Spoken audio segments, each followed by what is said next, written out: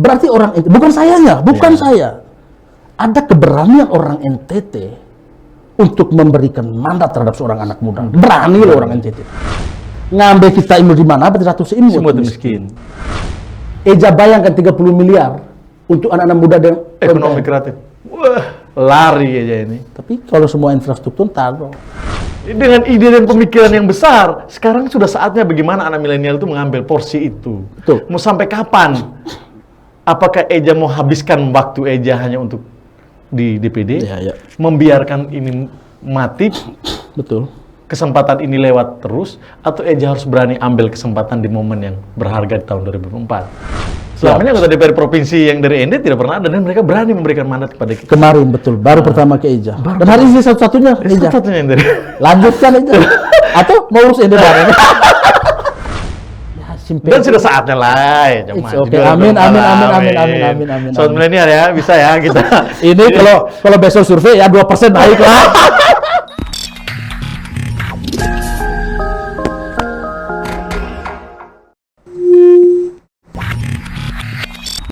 Halo Sobat Milenial semua, bersama saya lagi Muhammad Syafriadin program MSPR. Edisi kali ini saya bersama seorang anak muda, anak milenial, asli ND, dan juga sudah punya posisi yang sangat bagus, posisinya yang istimewa menurut saya, dan ini juga menjadi semangat saya dan juga beliau yang sama-sama mengikuti kompetisi di 2019 waktu itu. Saya langsung menyapa saja Eja Angela Wakekaku, Eja AWK. Selamat malam Eja, apa kabar? Malam Eja Yadin dan semua pecinta. Ini Millennial Spirit ini saya lihat podcast yang membuat saya juga harus subscribe jadinya. Saya apresiasi luar biasa. Selamat malam Eja Yadin. Dan juga semua teman-teman yang menyaksikan siaran ini. Alhamdulillah sehat Eja. Semoga Eja juga sehat. Alhamdulillah sehat juga Eja.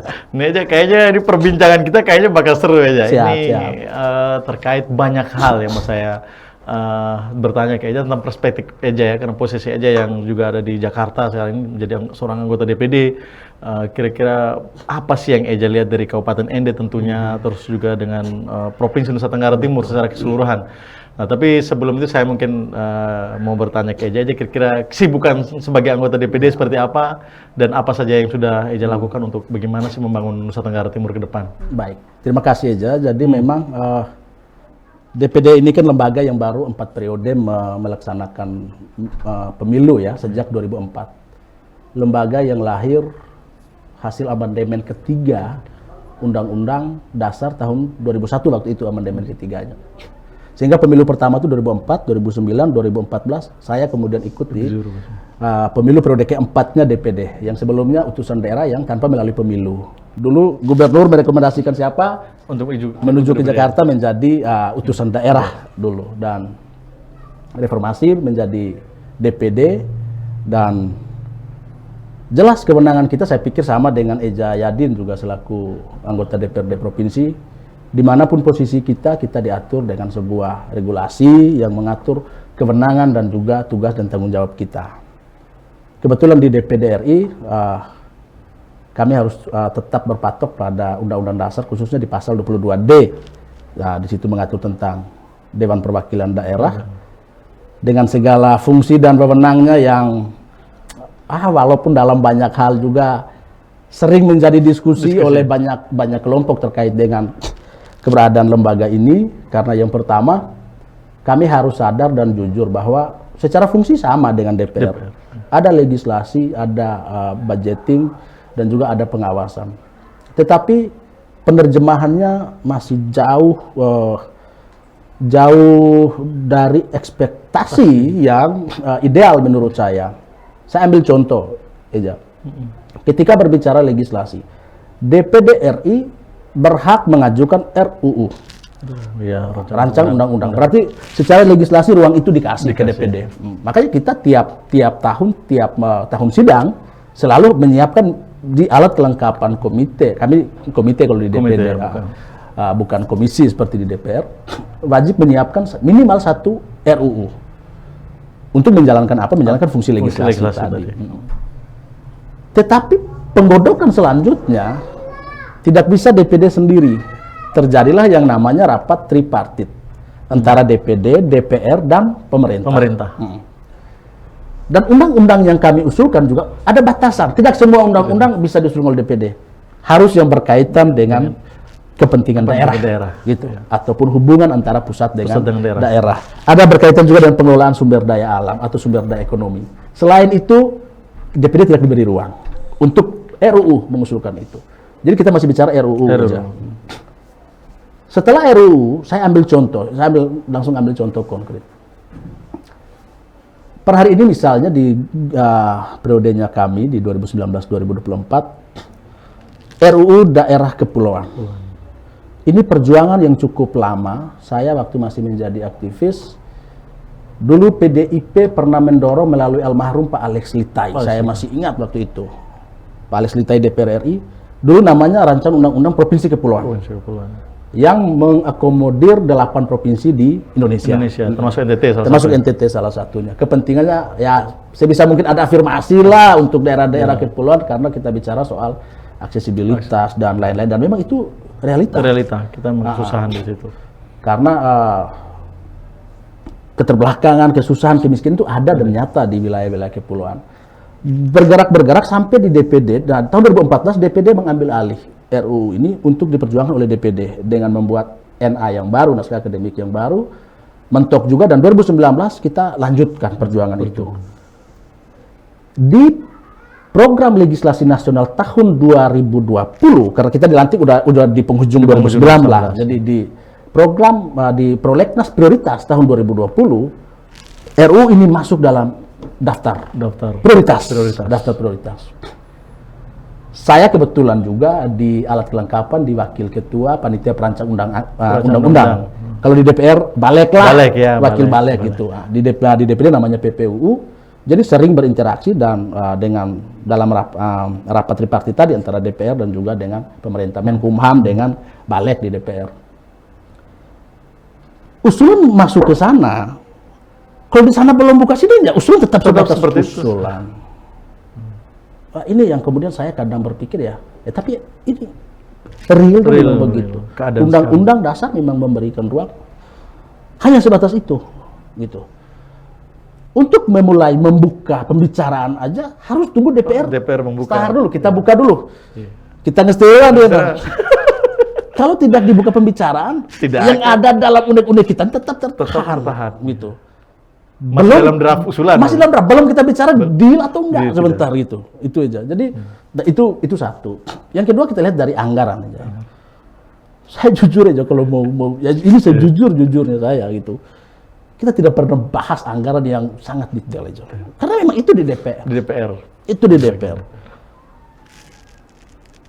Undang-undang itu memberikan kewenangan ke DPD untuk memberikan pertimbangan terhadap rancangan APBN tahun berikut misalnya. Contoh ya, setiap tanggal 16 Agustus itu ada dua kali sidang di sana. Sidang yang pertama sidang MPR di mana presiden sebagai kepala negara. Sidang yang kedua adalah sidang bersama antara DPR dan DPD. Di mana presiden sebagai kepala pemerintahan. Agendanya apa? Penyampaian nota RAPBN tahun depan. Contoh kalau kemarin kalau tahun ini 2022 nih, 16 Agustus berarti Pak Jokowi menyampaikan nota RAPBN tahun 2023 untuk tahun depan. Karena sudah musren bangga sekarang mungkin Eja mungkin sudah sebagai anggota DPR provinsi mungkin juga sudah turun kawal juga. Mungkin sebentar lagi sudah di tingkatan provinsi. Eja sekitar musren bang di provinsi. Mei Juni kalau nggak salah. Karena Agustus harus dibacakan presiden notanya itu. Nota RAPBN. Setelah itu, yang akan menerima itu pasti ketua DPD. Kenapa? Diberikan kesempatan kepada DPD untuk memberikan pertimbangan. Di pasal 22D begitu jelas, pertimbangan. Eja lebih paham.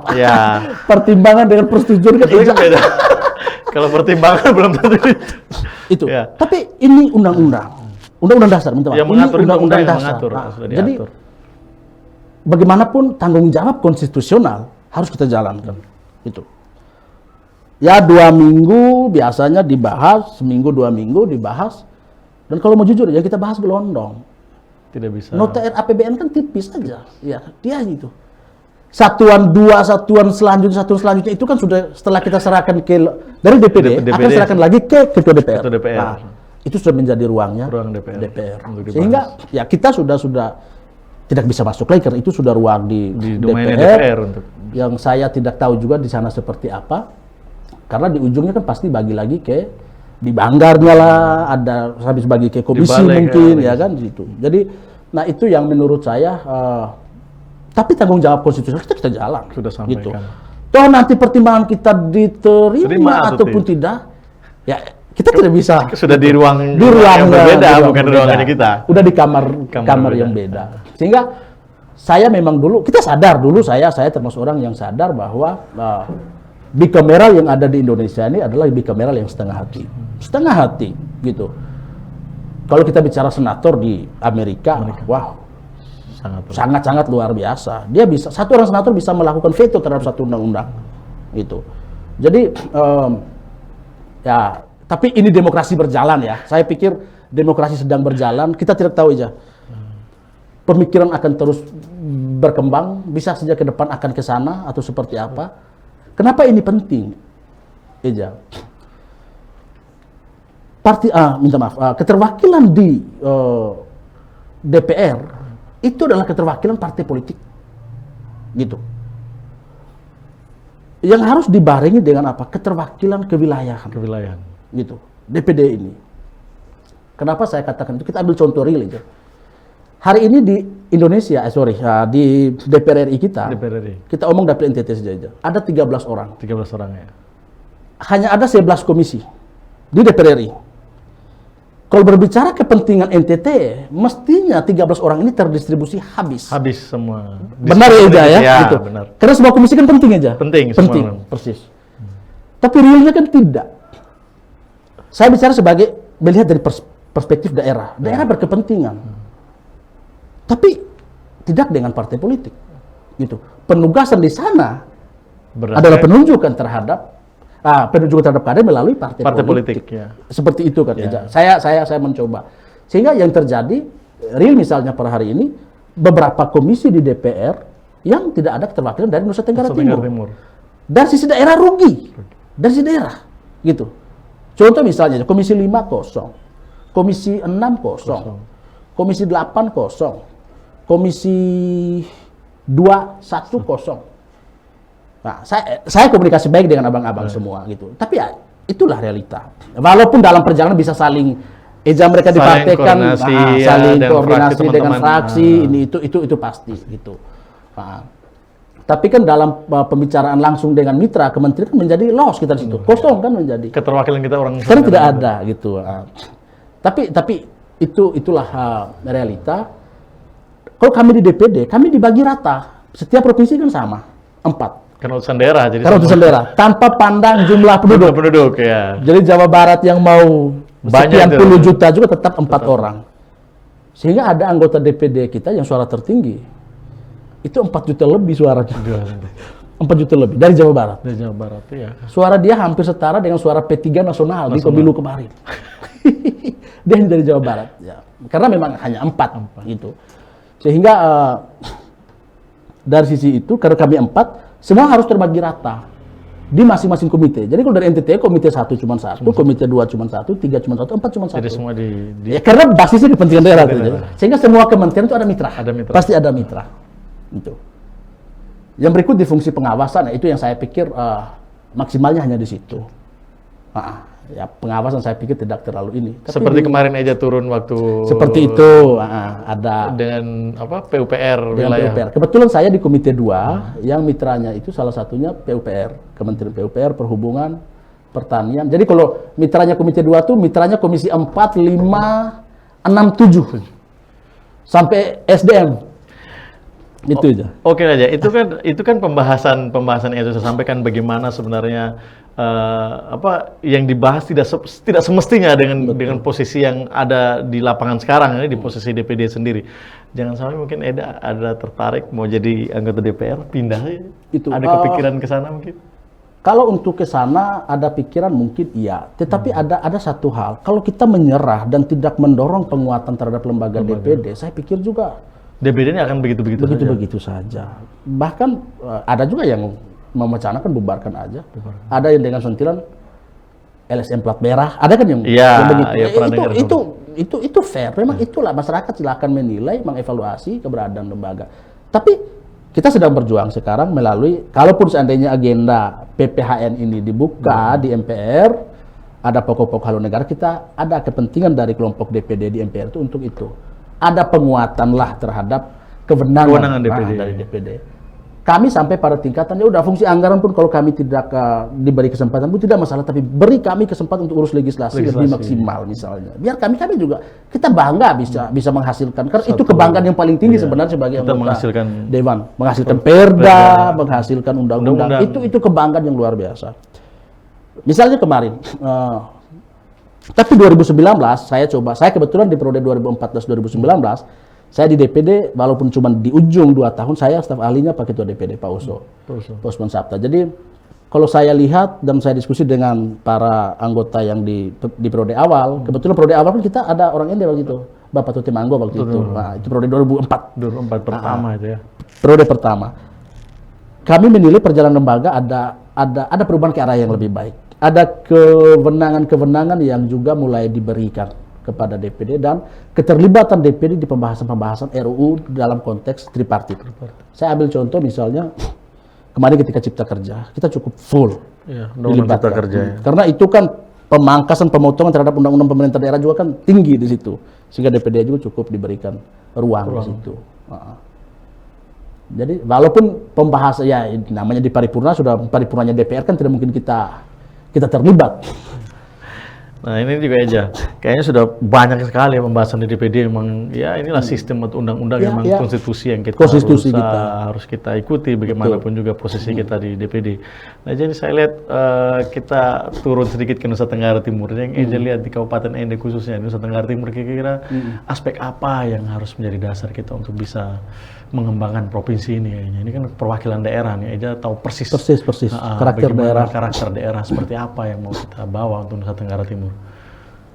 Saya tuh punya keyakinan aja Nusa Tenggara Timur tuh bisa menjadi pemimpin di masa depan. Bisa.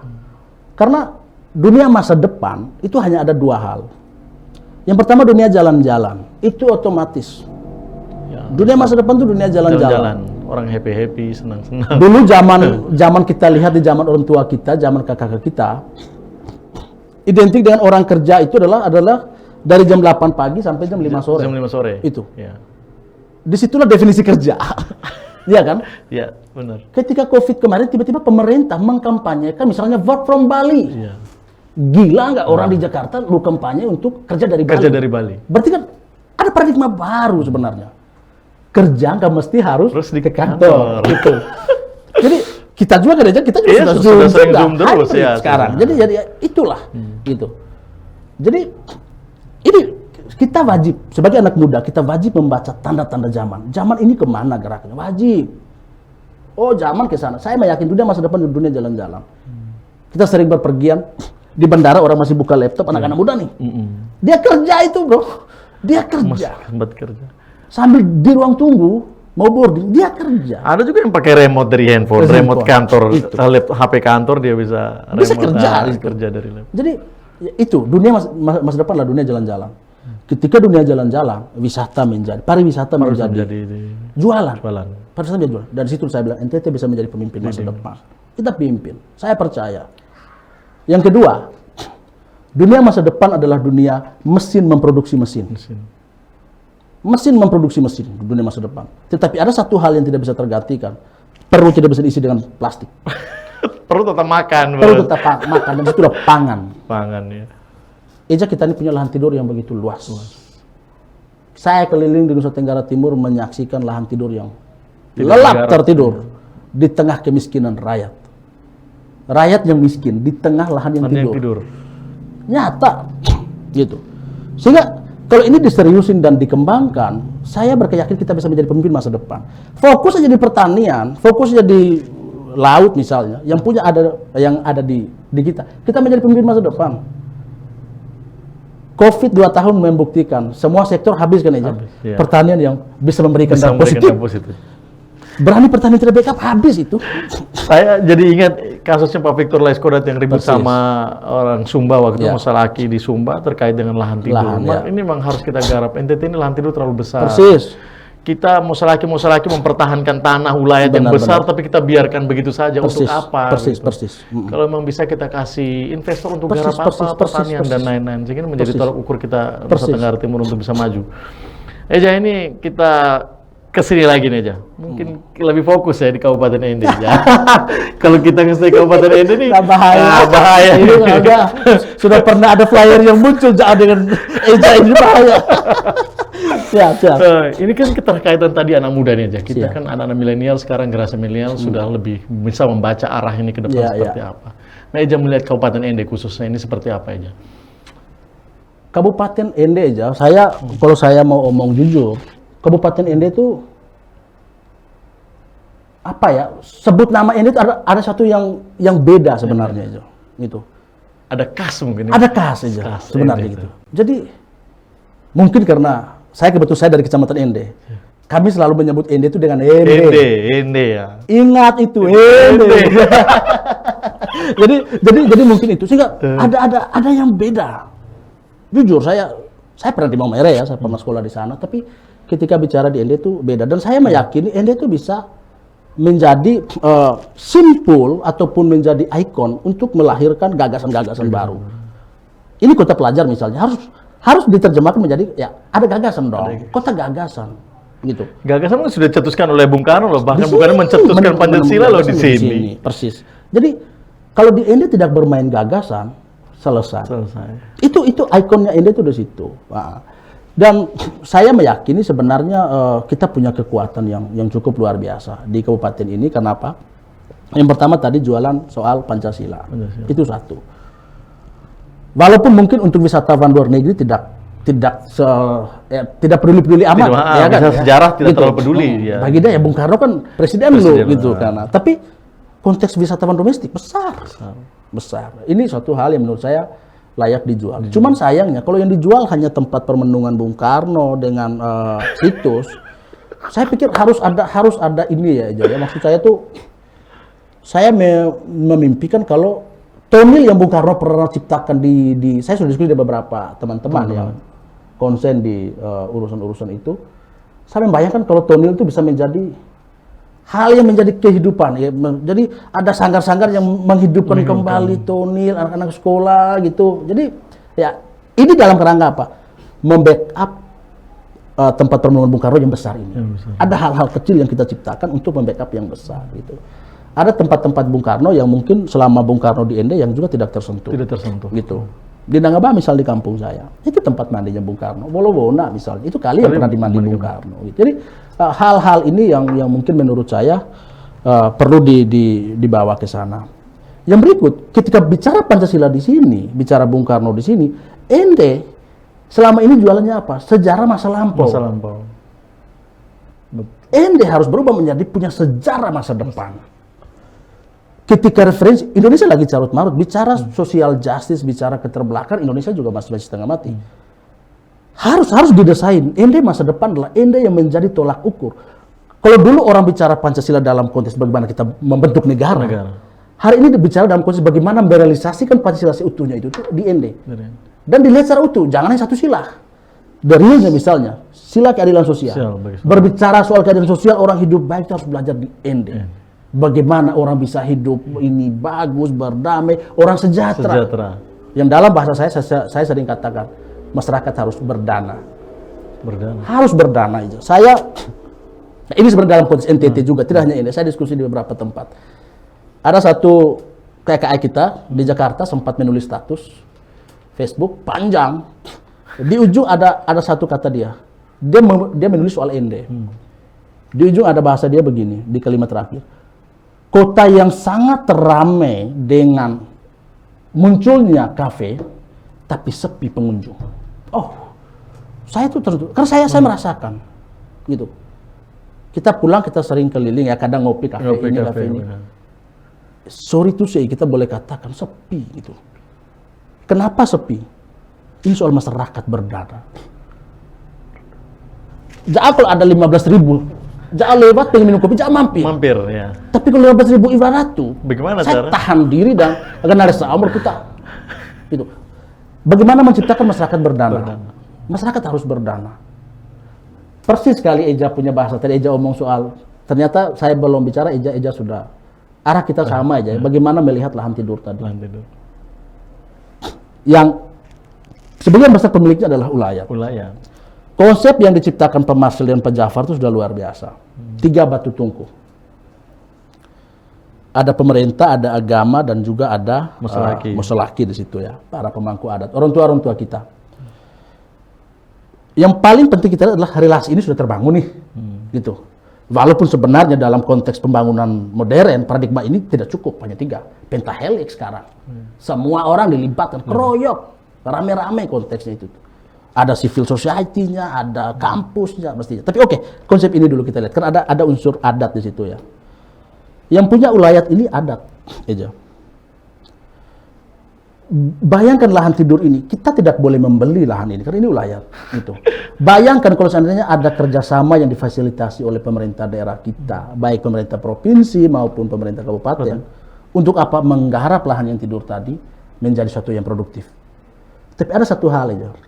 Rata-rata pemimpin kita kelemahannya di bagaimana memasarkan produk ya. Memasarkan produk itu. Saya sedang mencoba ya, kemarin kita bangun demplot jagung hibrida di Matuloko. Teorinya jagung hibrida itu 1 hektar 10 ton, menghasilkan 10 ton secara teori dan pembuktian beberapa. Kita coba setengah hektar hasilnya cuma 3,5 ton kemarin. Itu pupuk seadanya. Saya hitung paling minimalis aja, berarti kan 6 ton dalam 1 hektar itu bisa. Jagung aja, kita omong jagung. Bayangkan kalau di ND ada 1.000 lahan yang tidur, dan itu kita maksimal, kita omong jagung aja. Berarti sekali panen itu ada 6.000 ton. Jagung kalau dipaksa bisa 3 kali panen, tergantung air. Tapi udah kita cukup 2 kali panen. Berarti kan ada 12.000 ton aja. Jadi saya berpikir begini aja, ini konsepnya memang benar yang buat kita. Sebenarnya masyarakat itu tidak malas bekerja, tetapi setelah hasilnya jadi itu siapa yang mau itu? Siapa yang mau beli, siapa yang mau usahakan sehingga mereka bisa dapat. Ini sering terjadi di masyarakat. Jadi mereka bukan tidak semangat bekerja. Saya termasuk orang yang melawan. Orang kita bukan malas. Bukan malas bekerja, mereka semangat. Frustasi karena hasil yang mereka punya ini tidak bisa mendapatkan apa-apa untuk mereka. Dan malah mereka jadi kewalahan di zaman seperti sekarang ini, mereka kewalahan. Makanya kemarin saya pernah berdebat dengan Kadis Pariwisata. Saya bilang, pariwisata, kamu punya jualan, semua sudah ada, tinggal bagaimana kamu promosikan. Promosikan seperti itu juga dengan yang tadi Eja sampaikan tadi, seperti jagung hibrida. Eja, kalau seandainya tidak ada sentuhan investor yang untuk ambil ini, nah berapa ratus ribu ton jagung kita yang hasilkan, tapi kalau tidak dipromosikan akhirnya benar-benar menimbulkan stres yang berlebih terhadap masyarakat Eja. Saya meyakini aja kalau soal itu berbicara investor, orang paling pertama bicara soal quantity. Ya. Tadi KEP Petrus V naik status, anggota DPRD kita naik status soal minyak goreng kelapa. Saya minggu lalu kebetulan orangnya Ibu Marta Tilaar, saya lagi di Jakarta, dia datang, mestinya saya di sini, saya harus pulang kemarin. Dia datang seminggu di sini, sedang mau menggarap itu dengan kakao di Desa Ondoria Barat di Parudolf mereka. Baru, tapi ini pertanyaannya, mampu nggak jual 10.000 liter? Bicara quantity. Ya. Mereka tidak bicara ini, tapi quantity. Banyaknya berapa yang mau kamu siapkan? Karena kalau saya punya produksi ini membutuhkan sekian, kalau engkau tidak suplai maksimal, saya hancur. Ya. Itu aja, quantity. Dengan tadi kalau kita bisa pastikan lahan itu dan maksimal aja. Saya ambil contoh kabupaten di Sumbawa ya. Sumbawa tuh main jagung. Pokpan ketika lihat, gila ini. Walaupun Pokpan, kebutuhan sehari dia tuh 6.000 ton per hari aja. Jadi kalau Ende tadi cuma dengan 12.000 ton setahun, 2 hari aja hanya untuk kebutuhan. Untuk kebutuhan Pokpan. Yang terjadi di Sumbawa, Pokpan berani, Pemdanya yang inisiasi, Pokpan yang kemudian datang, kasih mesin pengering. Kerja merasa apa? Ini potensinya ada daripada saya impor, misalnya itu. Yang berikut kembali aja, saya termasuk orang yang sepakat bahwa orang kita tidak malas. Tidak malas. Saya pengalaman aja, bapak saya migran. Almarhum bapak saya itu buruh migran. Waktu saya SD, kelas 1 bapak saya ke Malaysia, dan saya kelas 3 bapak pulang. 3 tahun bapak di Malaysia. Ketika pulang, dia tanya, Kenapa Pak Barong? Menariknya, hampir setengah yang Bapak kerjakan di Malaysia itu adalah pekerjaan yang kayak lakukan di kampung. Jangan dengan orang-orang yang lain ya, misalnya kayak KM mereka yang lain. Termasuk kemarin saya dapat sebuah penemuan baru dari orang dari Malaysia ini. Ketika saya pulang tahun lalu, saya lihat di ND itu ada geliat semangka nih, besar. Sama dengan di Jakarta semangka. Saya tanya di kampus, saya bilang kita di sini kan ada semangka juga. Tapi kenapa semangka kita kecil? Baru saya dapat ilmu ternyata semangka yang besar itu semangka yang sama, tapi harus dikawinkan oleh tangan. Ini orang Malaysia yang ngomong dengan Berarti saya. Simple. Kita karena lepas penyerbukan terjadi secara alamiah, makanya kecil semua gitu. Ini saya nggak tahu, ini bisa kita buktikan lagi, tapi dari beberapa orang saya diskusi katanya begitu. Semangka yang sama, hanya kawinnya harus benar dikawinkan gitu. Maka dia buahnya besar. Yang terjadi kita kan semangka dari luar. Itu. Kayaknya ini banyak sekali ya sobat milenial ya. Kalau ngobrol-ngobrol dengan seorang anggota DPD levelnya lebih tinggi, kita banyak ilmu. Tapi kalau perbincangan kita terus panjang, akhirnya durasi kita kan panjang. Terus saya mau skip supaya ada di bagian serunya begitu ya. Nah, ada di bagian serunya begini. Kayaknya itu sudah cocok jadi Bupati ini 2024. Matai. Dengan ide dan pemikiran yang besar, sekarang sudah saatnya bagaimana anak milenial itu mengambil porsi itu. Betul. Mau sampai kapan? Apakah Eja mau habiskan waktu Eja hanya untuk di DPD? Ya. Membiarkan ini mati? Betul. Kesempatan ini lewat terus? Atau Eja harus berani ambil kesempatan di momen yang berharga di tahun 2024? Betul. Nah, kira-kira menurut Eja bagaimana? Kalau pemilu tidak ditunda aja ya. Kalau pemilu ditunda, nah itu cerita lain. Kalau pemilu ditunda kan kita juga aman aja, bisa nyaman. Jadi kembali aja kalau soal itu. Jadi tadi bahasa di awal, omong ND itu memang aneh. Ada hal yang beda gitu. Kalau omong ND. Begitu juga terhadap kita yang istilahnya apa ya, orang ND. Hari-harinya tanam di sini misalnya, kita besar di sini, kita di sini. Jadi keterikatan dan keterpanggilan terhadap kampung halaman itu kita semua pasti punya. Bukan hanya saya aja. Semua KKI, semua kita semua pasti punya kesempatan dan cita-cita untuk mengabdi dalam bentuk apapun. Untuk daerah ini pasti aja dalam posisi apapun. Kalau bicara ide ini bukan hanya di Eja ini aja. Saya diskusi dengan semua teman-teman. Saya satu orang yang tidak pernah mau ide saya itu saya simpan. Kalau punya ide ini bisa dijalankan oleh orang lain kan puji Tuhan, alhamdulillah. Bagus malah. Iya, gitu. Jadi dan saya menemukan aja malah ada ide orang yang saya tidak bisa jangkau. Orang mau kasih gratis ke kita dan malah mau membantu kita. So, karena kita idenya sering kita lepas gitu. Jadi soal itu kalau petarung aja, saya terpilih di DPD RI itu dengan usia 29 aja. Saya lagi cek, mungkin saya termasuk salah satu DPD representasi pertama dari NTT di Senayan yang termuda. Sepanjang negara. Saya lagi cek datanya, benar apa? Ya, benar. Eja bantu cek lah. Jawab benar, masih jawab benar. Jadi saya benar. Menurut saya tuh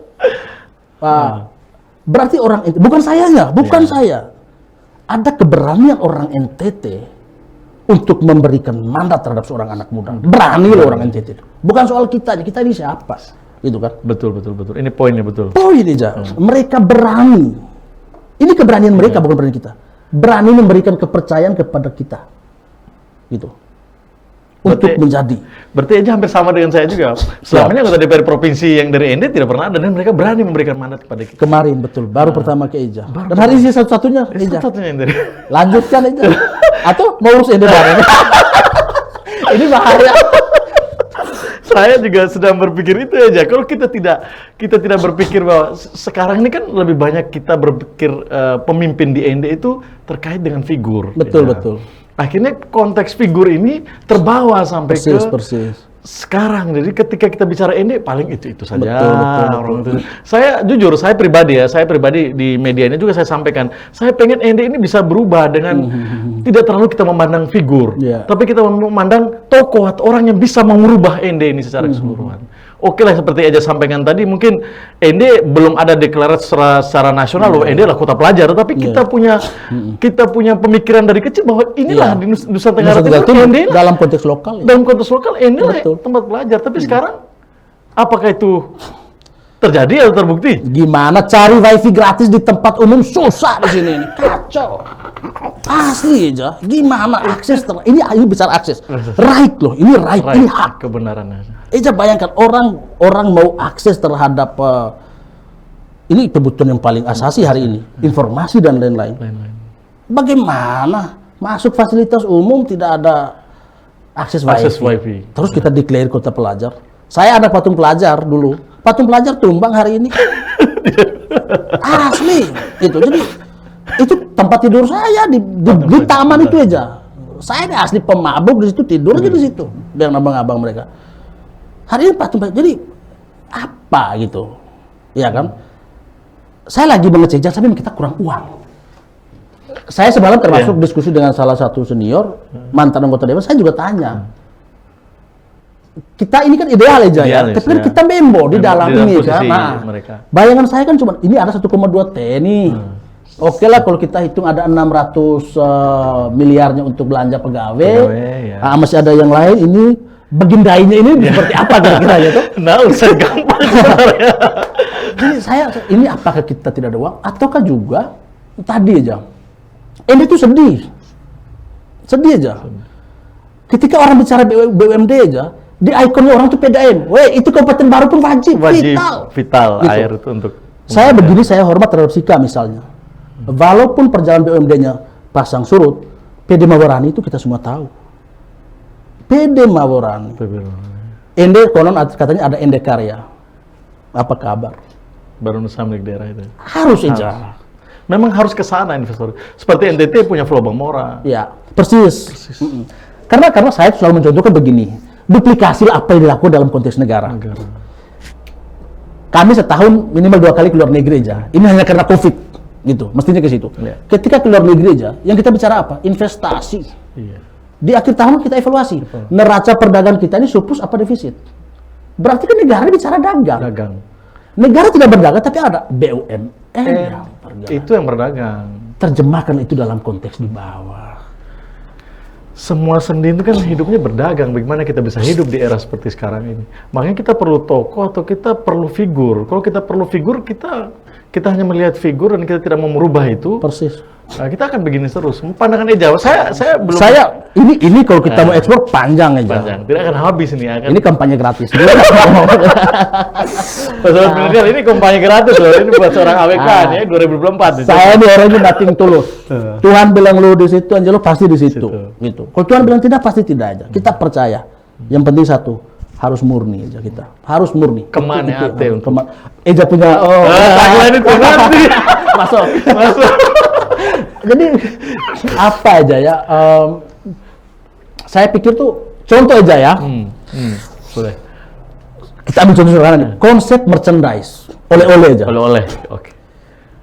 Di NTT, ini bukan hanya aja. NTT, oleh-oleh itu selalu mainnya lembaran. Dari ini dulu ya. Dari dulu. Padahal yang namanya oleh-oleh itu harus banyak yang rasa, banyak yang dapat.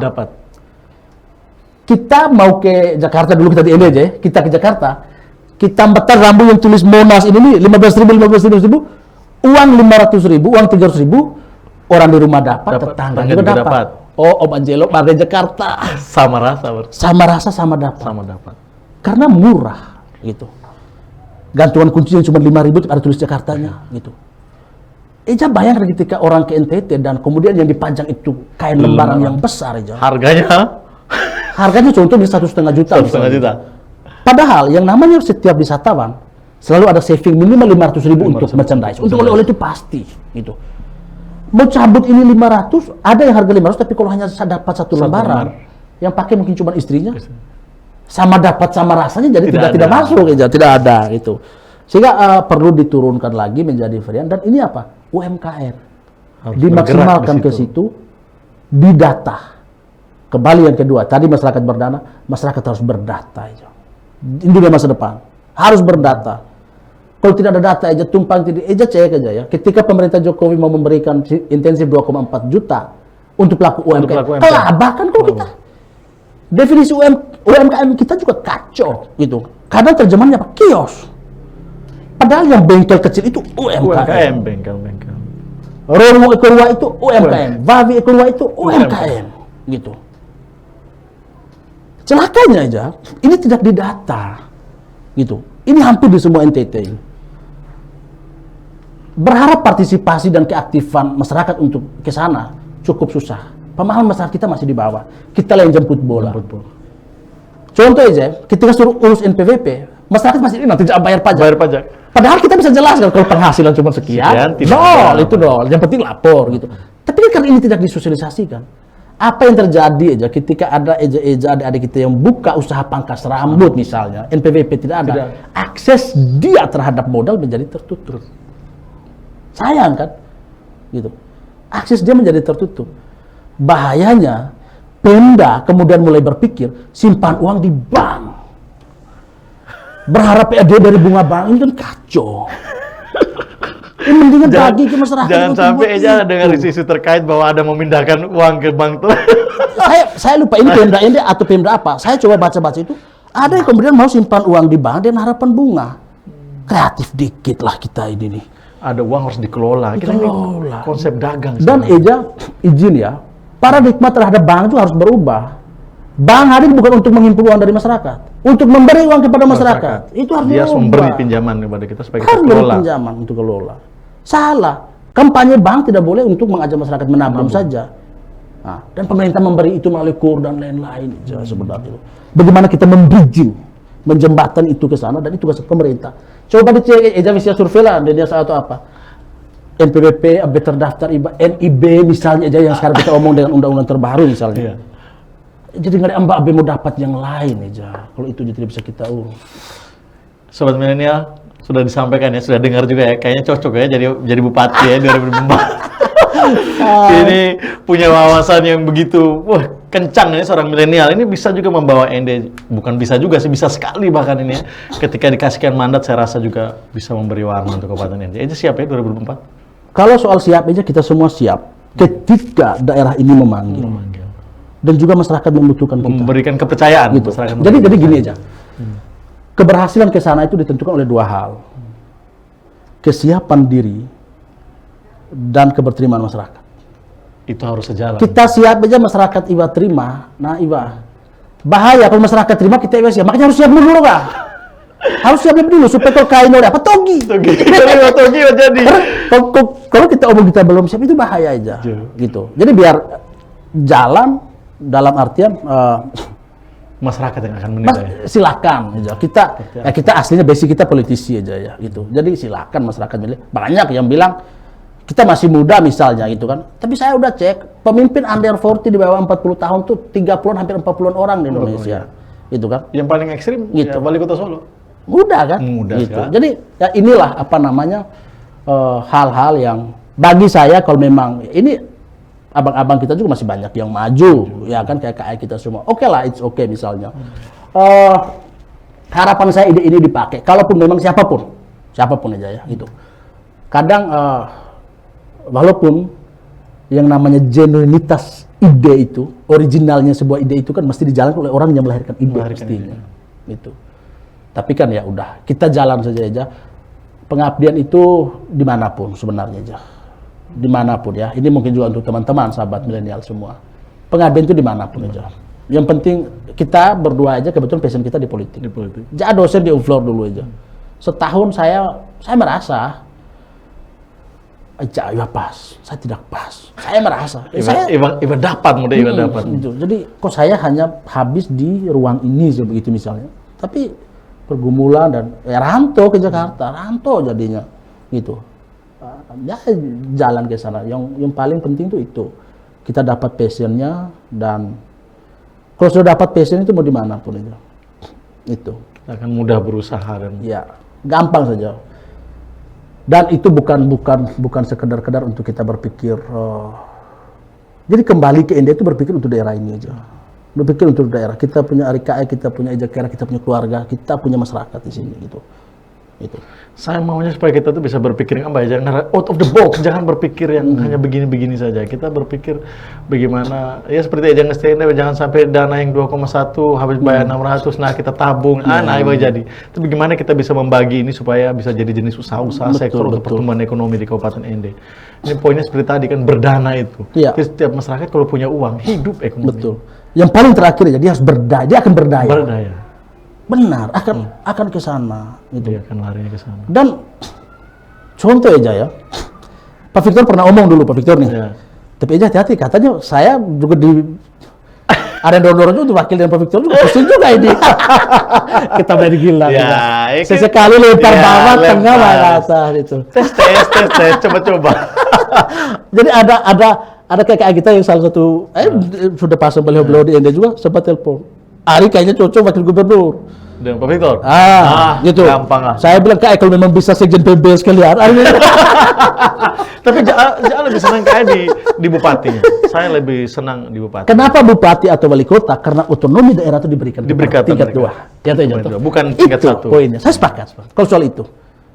Sehebat apapun gubernur, gitu kan? Otonomi daerah itu bukan Otonomi bukan di dia. di tingkat 1. Tingkat 1. Tingkat 2. Tingkat 2. Persis aja. Saya sepakat. Bupati dan wali kota yang Benar. mengurus otonomi daerah. Betul. Saya sepakat soal itu aja. Apa sih susah? Kalau di provinsi tidak punya wilayah, tidak punya daerah, apa yang Persis. dikerjakan? Benar. Tidak ada. Benar. Karena otonomi memang ke bawah.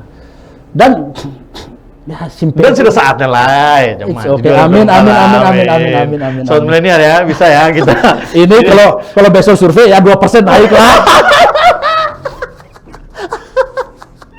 Terus saja kita ke sini nih, Ja. Siap. Ini kan di ini terkait ada isu kemarin ya biasa kita sedikit-sedikit ngobrol masalah yang kemarin wakil bupati dan proses segala macam Erik. sampai sekarang ke Erik. Pandangan Eja kemarin terakhir bagaimana itu isunya?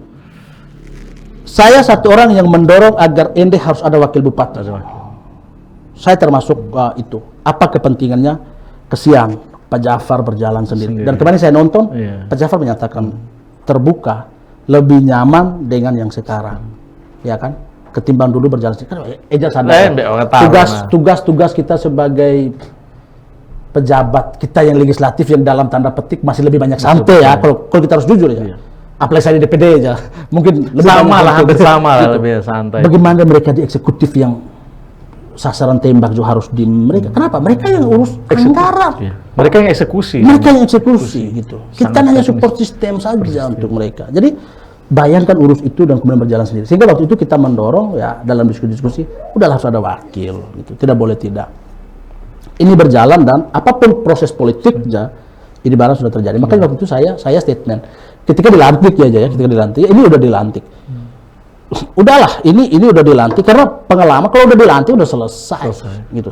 Ada temuan apapun di belakangnya, mau nanti lewat jalurnya Tunka, tapi kan mungkin udah lewat ya, sudah lewat mungkin prosedur turnya, atau nanti sekarang ada perkembangan di ombudsman atau di mana-mana, silakan ya.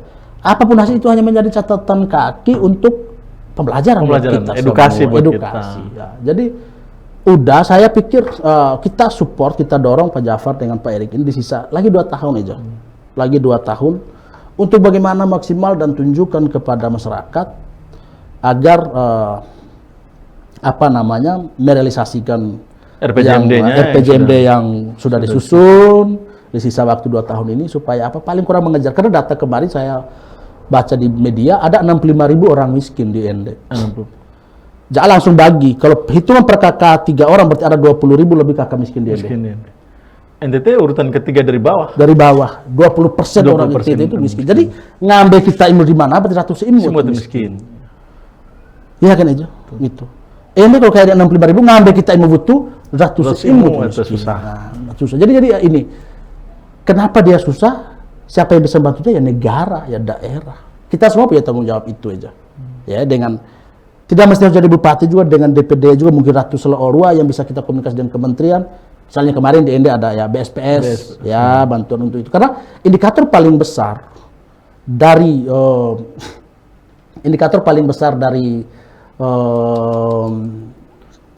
apa yang menunjukkan orang itu, indikator ya, menunjukkan orang bahwa orang itu di bawah hunian aja, rumah itu bobotnya cukup tinggi, bobot tinggi, sehingga rumahnya perlu kita benahi. Dan sebenarnya aja ini itu gampang, saya omong jujur, saya dengan PUPR 17,5 juta untuk satu rumah. Saya lihat, saya survei rumahnya layak. Setelah itu rumah 36, rumah 42 bisa dibangun aja. Doi 17,5 juta. Dan 17,5 itu 2,5 jutanya untuk tukang. Berarti material semuanya kan cuma 15 juta aja. Saya sempat tanya tukang, kira-kira biaya Yang ininya di mana? Berinnya apa Mbak? Setengah Mahal, itu setengahnya. bata. Hampir setengah. 40% itu sekitar di bata. Saya tidak tahu ini perhitungan teknis, tapi ini informasi saya dapat. MD ini aja ada faba yang dihasilkan oleh PLTU yang itu bisa kita ambil gratis. Wajib kita ambil gratis, bukan bisa. Wajib kita ambil gratis. Hasil itu batu bara. Itu. Eja bayangkan kalau itu kita ambil gratis Eja. Dan buat bata. Dan buat bata. Sorry, itu aja. Bukan kita buat bata. Saya telepon sama Pak Lambok dulu. Apa namanya? Mereka bisa kasih mesin. Karena dari sisi bisnis mereka untung aja. PLTU itu harus keluarkan uang 4,5 miliar setahun untuk biaya pengiriman limbah. Limbah, ya.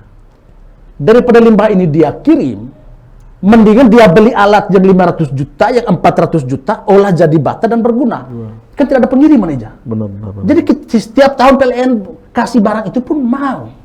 Saya terus sudah omong, saya omong dengan Pak Bupati, Pak Lambok, Insinyur, dan kemudian ini keuskupan saya lihat kemarin mulai jalan. Walaupun tertati karena ya gereja beda, lembaga keagamaan ini kan beda. Terbatas lah gitu. Sini hitungan saya kalau dia bisa ambil setengah aja bayangkan. Kalau kita hitung 2,5 juta karena kita ini gotong royong, kita nolkan. Ya tuh jatuh, sisa 15 juta aja. Kalau setengah aja, berarti apa? Rumah tidak layak huni di ND itu anggarannya cuma 7,5 juta, kasih 10 juta aja. Kalau 10 juta aja, ada 5.000 yang miskin, ada 20.000 rumah yang harus kita atur.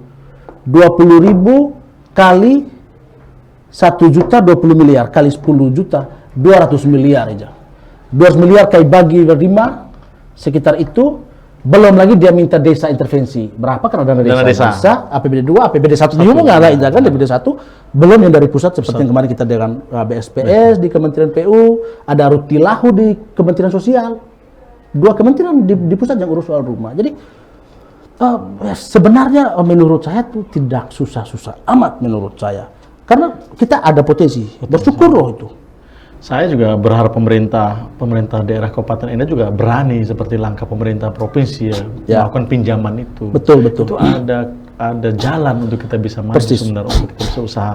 Tapi saya tidak tahu sejauh apa skema pinjaman yang pemerintah daerah lakukan. Tapi memang ini juga menjadi catatan penting untuk kita lah, untuk bisa kita melihat ke depan. Nah, Eja, ini kita ngobrol kalau selama terus nanti di luar ini juga kita akan ngobrol terus ini. Kayaknya semakin banyak kuota teman-teman untuk saya nonton sampai tertidur-tidur. Nanti kita bantulah apa ya gitu. Harus ada door prize-nya nih. Ini usulan aja. Saya selalu buat door prize, tidak ada yang ambil aja. Heran saya. Heran. Berarti berdana dong masyarakat kita. Iya, makanya berdana. Tapi apakah yang nonton saja yang berdana atau seluruh masyarakat? Jadi perlu persis ya aja ya. Kadang anak-anak sekolah kita setelah kemarin ada COVID-19 jarang masuk sekolah, main dari rumah, kadang kesusahan juga internet dan biaya untuk pulsa yang begitu besar. Kemana sih pemerintah bisa melihat itu sebagai potensi untuk bisa mengembangkan mereka begitu aja. Harapan saya mungkin Eja tetap eksis di 2024 dan mungkin maju. Ya, ini kan pemilu legislatif aja. Kita bicara legislatif kalau pemilu tidak ditunda tuh. Kalau pemilu ditunda, ya saya minta Eja tetap jaga maju di pilkada di 2024. Berarti Gerindra dapat ini jatahnya. Tapi kalau Gerindra, kayak Orban bisa marah ini kayak yang lain di sini. Kita harus menghadap Bapak Ahmad Mukram dulu. Ya, kalau seandainya kadernya memang layak dan figurnya layak untuk memimpin ND, kenapa tidak? Kita kan melakukan survei-survei, semua partai politik kan punya survei ini aja. Kalau seandainya kita bisa membuat ND bisa lebih maju ke depan, kenapa tidak? Kita bisa merubah sedikit paradigma lah. Kalau memang kita perlu sentuhan yang berbeda untuk bisa membangun Kabupaten ND, kita coba ambil jalan itu untuk bisa maju. Menurut saya sih begitu pandangan saya. Tidak juga aja ya. Saya betul anak-anak milenial. Karena anak milenial ini punya cara berpikir mereka sudah jauh ke depan dan mereka tidak akan berpikir seperti yang sudah ada di dalam kertas itu. Tidak, mereka akan keluar dari situ cara berpikir. Ini harus begini, ini harus begini, ini harus begini. Bahkan ada yang di bawah kita pun sudah lebih gila cara pikir dan cara pandang mereka malah ini kan bahayanya aja. Orang ini berpikir kita tuh tunggu 50-an dulu. Padahal di generasi kita udah nggak mau di angka segitu 50-an itu. Serius aja. Usia 50-an aja, kita jangan sama istri dan anak happy, menikmati hari. Bukan kerja lagi. Karena di saat itu juga ya, ini kita harus bicara. Yang kita tidak bisa tipu itu usia aja. Semakin ke sana tuh kita hari ini lebih semangat aja ya. Karena memang muda gitu. Makin ke sana kita harus ada. Kemampuan kita pasti akan menurun. Bahayanya kalau udah tua tapi masih merasa diri muda. Poin ya, sebenarnya poin ya. Tapi saya tidak angkat itu. Eja, terima kasih banyak sudah sempat hadir di sini, sudah menceritakan. Saya juga menyampaikan terima kasih, luar biasa lah Eja. Saya merasa wah. Saya senang bisa ngobrol. Ya, saya juga berharap Eja juga bisa bantu mempromosikan channel ini, dan ini juga bagian dari bagaimana saya bisa membantu adik-adik. Bukan untuk saya juga ini sebentar Eja, untuk adik-adik juga kita anak muda yang milenial ini, mereka punya sisi bagaimana bisa mengembangkan ekonomi kreatif. Maka saya membantu mereka di jalur ini. Sepakat. Jadi saya juga minta Eja juga bisa membantu dari segi lain supaya anak-anak muda kita bisa berdaya saing Eja. Ende yang dulu tuh kemana sih? Ende yang dulu bagus tuh kemana? Anak-anak muda yang punya daya berpikirnya maju kemana? Apakah kita hanya berpikir di sini saja? Eja, saya di NTT Eja, tidak tahu Eja di Jakarta. Saya di NTT, saya melihat Ende sekarang itu tidak seberapa lebih bagus daripada Kabupaten Nagekeo, apalagi dibandingkan dengan Momere. Jauh Eja cara berpikir dan cara bagaimana mengembangkan ini. Ini menjadi catatan untuk kita, bagaimana kita bisa memajukan Ende ke depan. Bukan berarti kita terlambat atau tertinggal, tidak. Tapi kita yang jalannya terlalu pelan. Kita butuh mesin yang bagaimana bisa membawa Ende ini laju lebih kencang ke depan Eja. Kalau 30% masyarakat kita bisa mengikuti alur berpikir Eja, saya pikir menjadi bupati menjadi sebentar lagi Eja. Karena bagaimana kita membutuhkan legitimasi kan Eja kita. Ide kita, gagasan kita kemudian harus diserap oleh masyarakat, dan masyarakat mengamini ini sebagai sebuah ide dan gagasan yang baik untuk daerah. Kembali sebelum Eja tutup tadi soal pinjaman daerah tadi Eja. Statement saya di tanggal 14 Desember waktu saya di Larantuka seminar, saya termasuk satu orang yang memberikan kritikan terhadap termasuk pemerintah provinsi dan juga beberapa pemerintah kabupaten yang saya lihat fokusnya terlalu di infrastruktur, pemberdayaan. Saya dorong itu. Bahasa saya, bagilah 20% untuk pemberdayaan. Ende misalnya 150 miliar, ya toh? Pinjamannya 150 miliar, 50% 75 miliar. Kalau 20% kan 30 miliar. Eja bayangkan 30 miliar untuk anak-anak muda dan ekonomi kreatif. Wah, lari aja ini. Tapi kalau semua infrastruktur taruh. Oke. Udah ini babak tanam busara mana bagaimana aja apa itu. Halo sobat milenial semua. Saya dan juga Eja saya, AWK, yang sudah menemani saya untuk ngobrol-ngobrol di Millennial Spirit Channel. Tidak terasa ini kayaknya durasinya sudah sampai dengan 60 menit lebih ini. Tapi memang ketika kami anak-anak muda berbicara tentang politik dan juga sesuai dengan passion kami ya seperti ini. Tapi mungkin tidak menutup kemungkinan setelah kami menutup sesi ini, kami akan berbicara di luar lagi yang lebih panjang-panjang lagi. Eja, sekali lagi terima kasih banyak. Terima kasih. Semoga 2024 kita punya jalan yang bagus untuk kita. Penerimaan kita di masyarakat mungkin akan menjadi cara kita untuk bisa lebih baik dan lebih maju ke depan. Eja, sebelum saya closing, mungkin Eja ada harapan mau sampaikan ke sobat milenial semua, mungkin Eja pesan-pesan terakhir sebelum ke closing. Jadi untuk teman-teman milenial, anak-anak muda, kita adalah pemilik hari ini dan masa depan. Karena hari ini generasinya kita. Semua orang menjual milenial. Hati-hati jangan sampai kemudian milenial hanya dijadikan komoditas untuk kepentingan yang lain. Ruang untuk milenial harus diberikan karena ini zaman. Jepang hancur hari ini, kenapa? Penduduknya dia usia tua. Indonesia diprediksi akan menjadi Big Five. Karena orang lihat postur milenialnya gede, besar gitu. Jadi kalau kita bisa berdaya dengan maksimal, kita bisa berkembang. Saya pikir itu. Tetap semangat dengan jalur profesi pengabdian kita masing-masing. Dan satu hal yang perlu dicatat, dunia masa depan, dunia kolaborasi. Dunia kolaborasi. Jangan pernah berpikir untuk saling saing, saling sikut. Zaman ibakah, sudah selesai zaman itu. Zaman dunia masa depan itu dunia saling kolaborasi, orang hidup dengan damai. Karena dunia masa depan, hari ini kita bicara dunia metaverse. Ya kan? Saya tidak punya tanah di bumi, tapi saya akan punya tanah di metaverse. Sudah. Bisa saya izinkan orang masuk, orang investasi di sana. Jadi, saya jadi bingung juga aja. Ini diskusi makin panjang lagi dan kacau. Sebagai kita closing dulu ya, kami lanjut ya. Halo sobat milenial semua, terima kasih banyak sudah mengikuti ngobrol-ngobrol ini. Saya minta maaf kalau durasinya panjang, tapi tidak apa-apa. Ini banyak ilmu yang sudah disampaikan oleh seorang AWK dengan visi dan misinya yang sudah disampaikan kepada kita. Tentunya ada ide-ide menarik yang mungkin tidak boleh kita kesampingkan, bahwa milenial punya peran untuk maju. Kalau tidak sekarang, kapan lagi? Kemana ate, tahun ote, salam spirit aja. Mantap.